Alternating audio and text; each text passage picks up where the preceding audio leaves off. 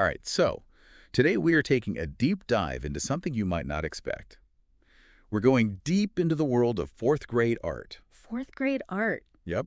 We've got this single PDF here called Year 4 Drawing 1.pdf. And, well, on the surface, it seems pretty basic, Yeah.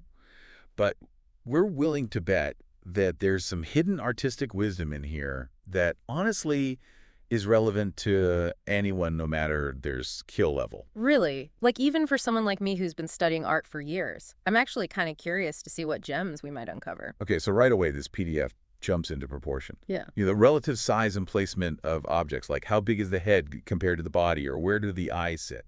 And that's like the absolute foundation of drawing realistically, right? Right.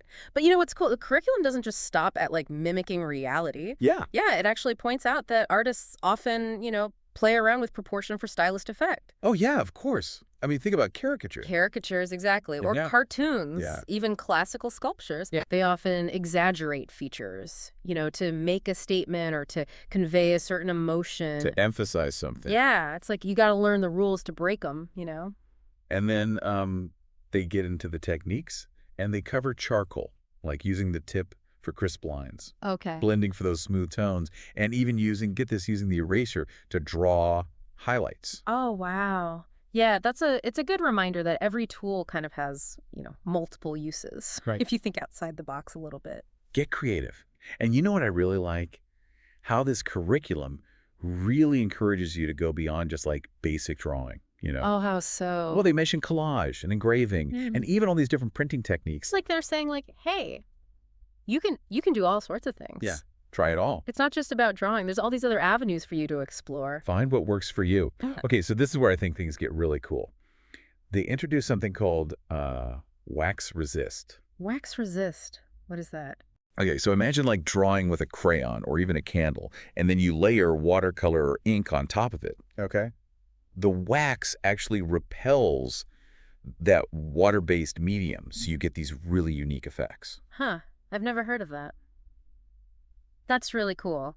That's a really great way to introduce the idea of layering, Oh, yeah. which is so important in so many different art forms. For sure. Like painting or printmaking, Yeah. digital art even. Absolutely. It gets you thinking about how different materials interact with each other, And then we've got, the pencil techniques like hatching and cross-hatching. Yeah. I feel like we kind of associate those techniques with just like basic shading, Yeah, for sure. but they're really so much more than that. Oh, absolutely. I mean, think about all the different effects you can create with them, like parallel lines, cross-hatching, contour hatching. Right. They all create these different textures, Yes. and you can really manipulate light and shadow with those techniques. You can create the illusion of form. Depth, exactly. You can even evoke a mood. Yeah. Just with the way you do your hatching. with lines. It's really powerful stuff. It is really powerful stuff. Yeah.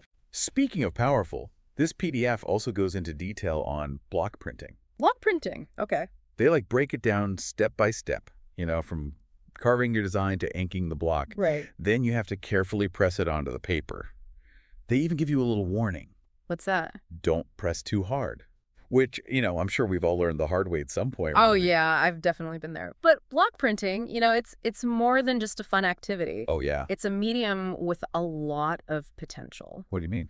Well, think about the contrasts you can create, or the patterns and even the textures. It's like putting a puzzle together. Like a puzzle, yeah. So they're teaching all this to fourth graders.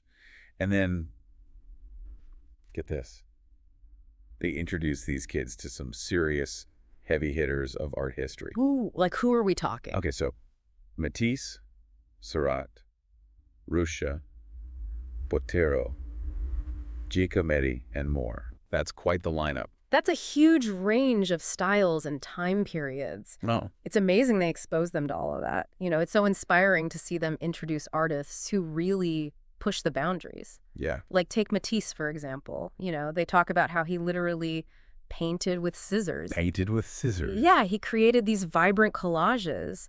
And he actually developed this technique later in his career because he got sick, and it was hard for him to paint traditionally. Oh, wow. So it's an amazing example of how limitations can actually lead to something new and exciting. Like he adapted and made it work. Exactly. It's really mind-blowing how much they pack into this fourth grade curriculum. It really makes you realize that you can always learn something new, Right. no matter how simple something might seem at first glance. Yeah.